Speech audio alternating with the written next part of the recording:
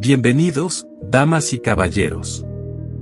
Me alegra verlos nuevamente y tener otra conversación íntima, profunda y su vez educativa con ustedes. Amigos.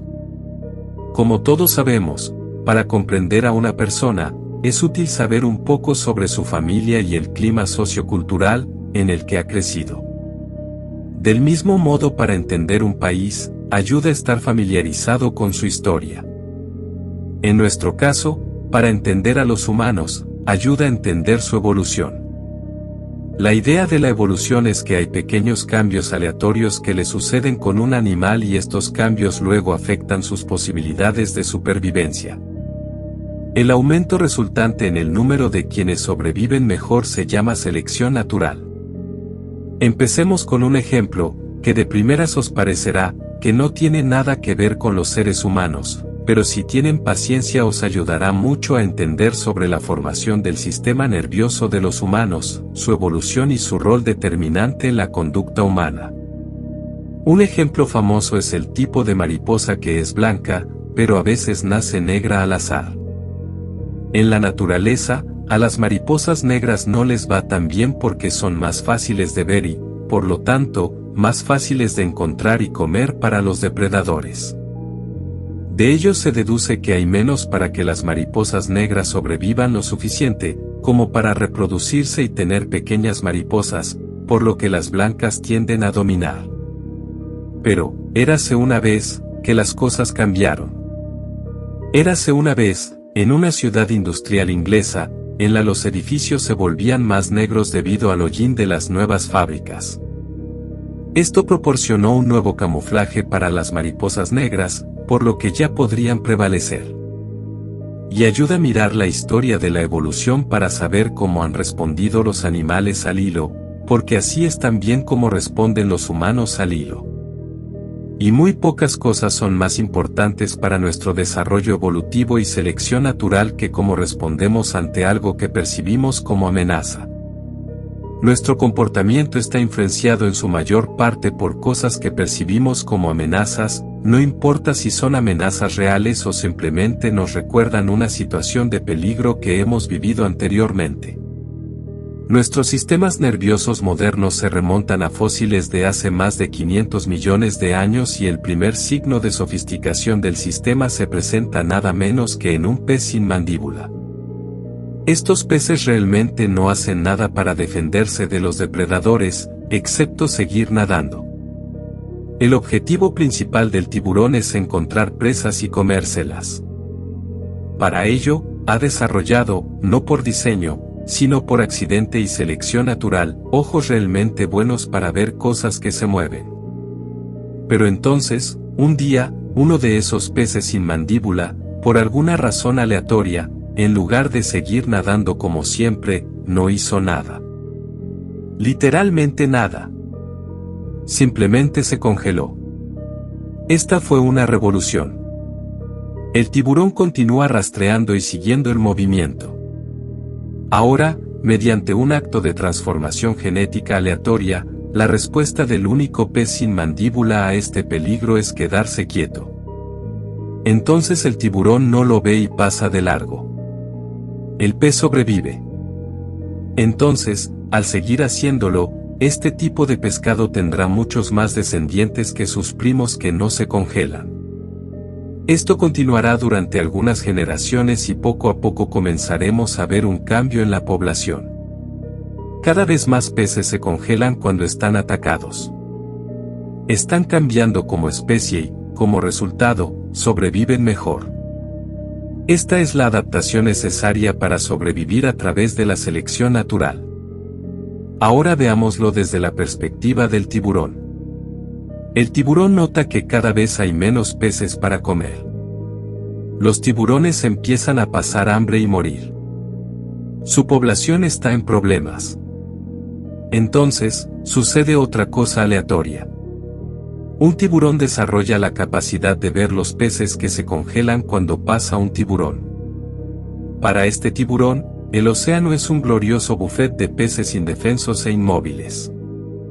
El tiburón ni siquiera tiene que perseguirlos.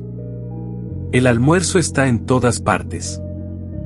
Esto conduce a una línea completamente nueva de tiburones, con la capacidad de detectar peces estacionarios.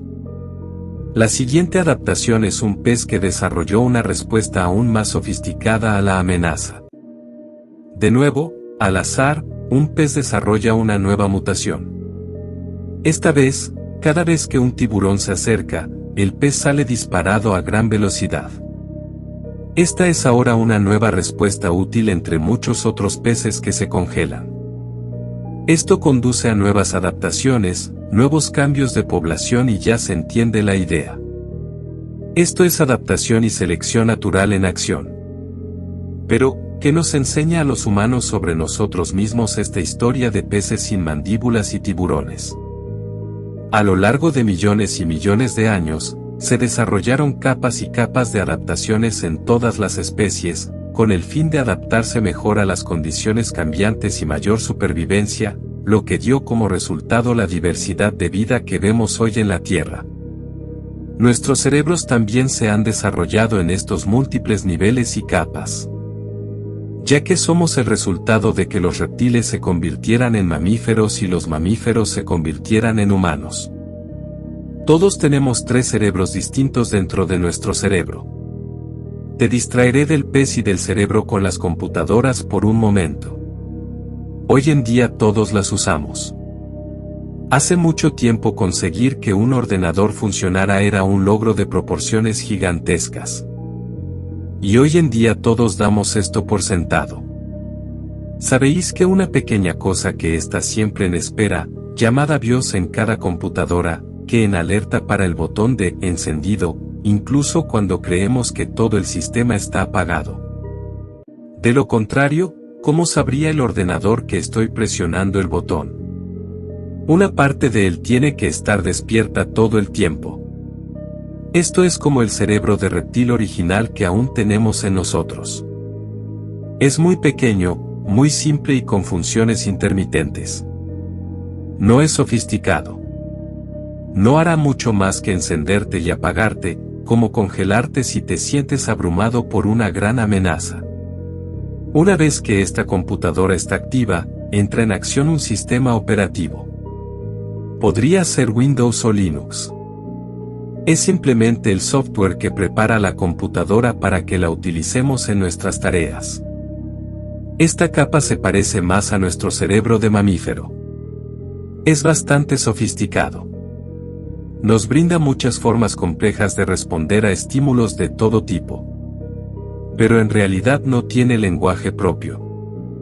Nos da impulsos, como instintos o emociones, pero no nos ayuda a hacer planes o pensar a la larga. Para que la computadora haga algo útil, tengo que cargar un programa. Finalmente, con la ayuda de este sofisticado programa, por fin puedo usar mi computadora para hacer algo que quiero. Ahora puedo resolver problemas y completar tareas. Esto es como nuestro cerebro humano. Tiene funciones complejas, intenta encontrar interpretaciones, significado y uso de todas las demás señales que le llegan de todos los demás cerebros y de todos nuestros sentidos. Nuestros cerebros humanos hacen que las cosas sucedan. Reúnen causa y efecto en este mundo y luego toman medidas para cambiar el efecto a algo que quiero causar. Me permiten coger las riendas y ejecutar algo de control en un mundo aparentemente bastante aleatorio en el que conviven el mamífero y el reptil.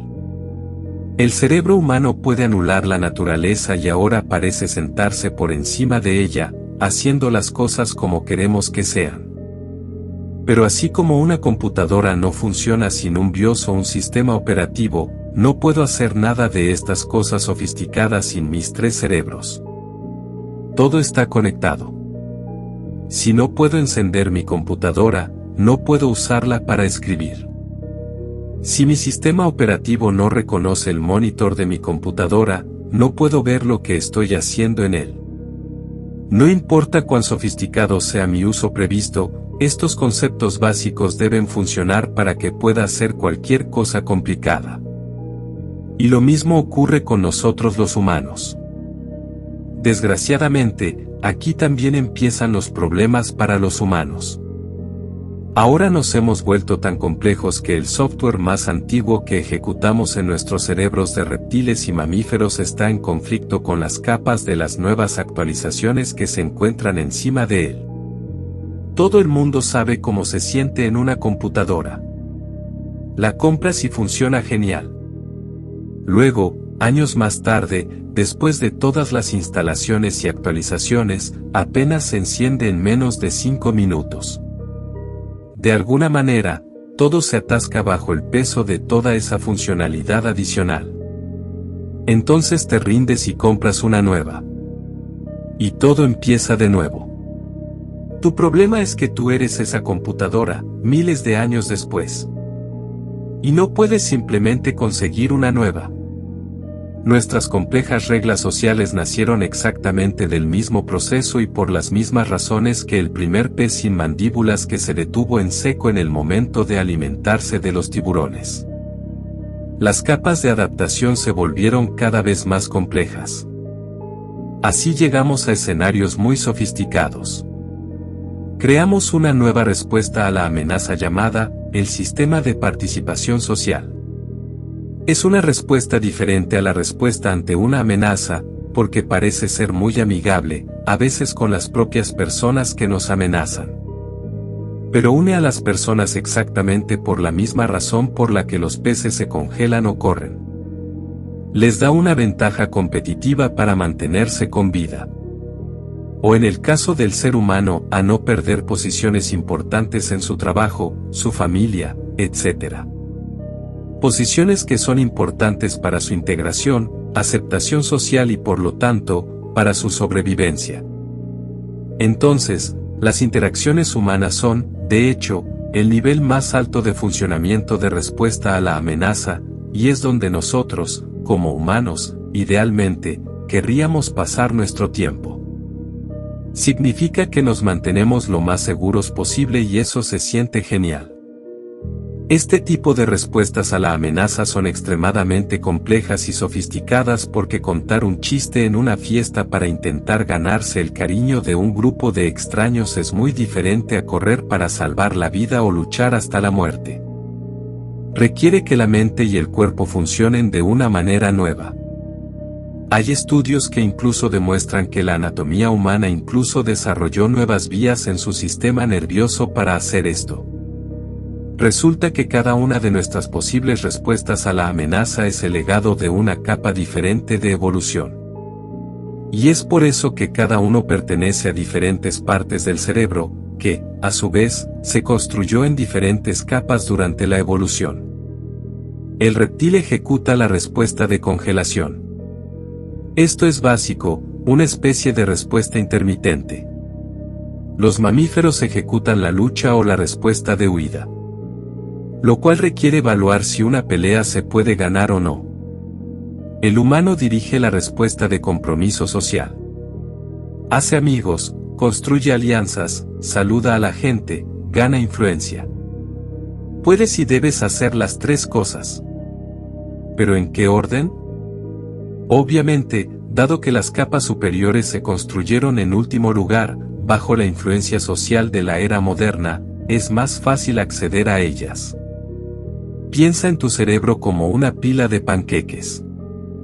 Tu mente siempre comenzará con la última capa superior y bajará por la pila de panqueques si cada respuesta secuencial a la amenaza no es suficiente para resolver el problema. Básicamente estamos retrocediendo en el tiempo. Si las cosas no funcionan de esta manera, nos volvemos cada vez más básicos. Nuestros diferentes cerebros nos proporcionan un montón de respuestas diferentes para diferentes situaciones. ¿Pero qué pasa si el software falla? ¿Y las cosas se salen de secuencia? ¿O nuestros tres cerebros empiezan a pelear entre sí y no se ponen de acuerdo sobre qué hacer y cuándo? Cuando la vida parece fácil, el cielo está despejado y todo está bien, independientemente de si estás charlando, peleando o congelándote, probablemente se deba a que tus tres cerebros están alineados correctamente. Todos están de acuerdo sobre qué hacer y tú simplemente fluyes. Se siente orgánico y natural ser tú y hacer lo que haces. Pero, ¿Qué sucede cuando las cosas no funcionan perfectamente? Así es como terminamos con una generación de mujeres que en la superficie están convencidas de que deben esforzarse por ser independientes, que la carrera es el camino hacia la felicidad, que no deben confiar en un hombre, que no se dejen depender de ninguno, pero su cerebro de mamífero solo quiere rendirse a una autoridad mayor, ser protegido, ser guiado, ser cuidado, para poder cumplir con su misión biológica, procrear y disfrutar de sus bebés. Sin embargo, al mismo tiempo vivimos en una sociedad postmatrimonial, donde las relaciones y los matrimonios no duran, las mujeres a menudo se quedan solas a criar a sus hijos y por lo tanto, contra su voluntad, se ven cada vez más obligadas a ir en contra de su naturaleza primaria e intentar ser independientes del hombre, lo que hace que no lo respeten. Ir en contra de sus instintos maternos al convencerse de que deberían posponer la maternidad hasta que sea demasiado tarde, o tener bebés y dejarlos con extraños tan pronto como nacen, para conservar su trabajo. Ahora sabemos que la reactividad se acumula en nuestro sistema nervioso si no hemos terminado de reaccionar ante una amenaza anterior. En realidad, reaccionar de forma exagerada es simplemente viajar en el tiempo. Estás reaccionando tarde a otra cosa. Esto crea una relación distorsionada con nuestro entorno y nuestro comportamiento. Así como podemos reaccionar exageradamente, también podemos reaccionar insuficientemente. Lo más complicado es responder correctamente. No demasiado, pero tampoco demasiado poco. La reacción exagerada es la tarea pendiente de su sistema nervioso. Es la activación congelada almacenada en tu sistema nervioso, aún no descargada. La intrincada danza entre nuestras reacciones y nuestro sistema nervioso sustenta gran parte de nuestra experiencia diaria y sirve como testimonio de nuestra naturaleza emocional profundamente arraigada. Pese a ello, el ser humano no se rige únicamente por sus emociones. En cambio, nuestro viaje a menudo se centra en la búsqueda del equilibrio y la comprensión, esforzándonos por volvernos más razonables y serenos. Esta búsqueda por trascender nuestras respuestas emocionales inmediatas y cultivar una mentalidad racional define gran parte de nuestro progreso como individuos y como especie y está en la raíz de nuestra madurez como humanos y la esencia de nuestra evolución personal. Como nos decía Séneca en sus cartas morales a Lucio, el hombre es un ser racional. Por eso su bien alcanza su perfección si realiza aquello para lo que nació. ¿Y qué le exige la razón? Lo más fácil es vivir según la propia naturaleza. Pero la locura universal lo hace difícil, nos empujamos unos a otros al vicio. Fin de la cita. Entonces la persona no nace racional, sino emocional. Las emociones son la razón principal, están relacionadas con nuestra supervivencia, no a la razón de la civilización y la moral. Y para llegar a ser razonable, un hombre debe ser educado, y esto debe ocurrir en la jerarquía entre padres e hijos. Para crear tal jerarquía, el niño debe estar acostumbrado a ella desde el nacimiento. Pero al niño se le suele asignar el papel de líder, subordinando a sus intereses los intereses de todos los adultos de la familia. ¿A quién se le alimenta primero en la naturaleza? Al fuerte, ¿qué significa? Al principal. ¿Y en la familia? ¿A quién se viste y se alimenta primero? Al niño. Por supuesto, se trata de una criatura que conoce solo sus instintos naturales e innatos y, naturalmente, concluye que esto es lo principal. Se le teme, sus deseos se cumplen en primer lugar. Resulta que el niño es el más importante y, por tanto, más fuerte que todos los demás miembros de la familia. El niño debe aprender desde temprano, y cuanto antes, mejor, quién depende de quién y quién es realmente el cabeza de familia, quién es su líder. Entonces no experimentará tal estrés cuando sus padres le asignen ciertas responsabilidades, esperen que haga cosas y exijan que se cumplan. No es raro que los niños mayores, acostumbrados a conseguir siempre lo mejor, no comprendan por qué sus padres de repente empiezan a rebelarse y no cumplen todos sus deseos y caprichos, y más aún, sus padres les exigen que hagan algo en cambio. Pero, ¿qué significa realmente hacer del niño un ser razonable? Necesitamos aclarar que entendemos por razón. Volviendo a las palabras de Séneca, razón desde el punto de vista de la naturaleza es vivir de acuerdo con nuestro programa biológico. ¿Y qué es la razón desde el punto de vista de la sociedad y la civilización moderna? ¿Es el conocimiento de lo que es bueno y de lo que es malo? ¿Qué se puede hacer y qué no se debe hacer? ¿Que la mamá es más importante que el niño y él debe escucharla? Si es así, entonces el niño es absolutamente irrazonable. Y si aceptamos como razonable el siguiente proceso de pensamiento, haré lo que quiera y no me importan los pros y los contras, porque yo soy el principal, entonces el niño es absolutamente razonable, porque a través de él habla la ley de la naturaleza, según la cual quien recibe todo y prevalece sobre los demás es el más fuerte y, por lo tanto, es el líder. Este tipo de inteligencia surge del instinto. Para sobrevivir, hay que estar a cargo, dominar, pase lo que pase. Y este tipo de razón es innata en la naturaleza humana. Un momento especialmente difícil para los niños adolescentes, aún no desarrollados física ni mentalmente, es que empiezan a considerarse adultos. La escalada de conflictos aparece precisamente en la llamada era de transición, que siempre se produce de forma repentina e inesperada. Y una señal para los niños de que ya han crecido es la aparición del deseo sexual. Aquí también la lógica de nuestro cerebro mamífero o la razón de la naturaleza es la que manda. Porque en la naturaleza, si una criatura es capaz de procrearse, efectivamente ha madurado. Y en la sociedad humana, según nuestras reglas, normas y regulaciones, un individuo puede ser considerado adulto solo si es capaz de cuidar de sí mismo. Pero no hay posibilidad, y a veces ningún deseo, de mantenerse a sí mismo. Porque el deseo de trabajar no se fomenta especialmente. Los padres creen erróneamente que este deseo aparecerá solo con el tiempo. Pero en realidad solo el deseo sexual llega solo. El deseo del joven de trabajar debe haber sido cultivado y alimentado por sus padres. Pero considerarse un adulto solo porque está listo para tener relaciones sexuales es natural y placentero. Y que los padres se encarguen de la seguridad material. En este aspecto, en el que me siento cómodo con el rol asignado, seguiré considerándome un niño, mientras me convenga.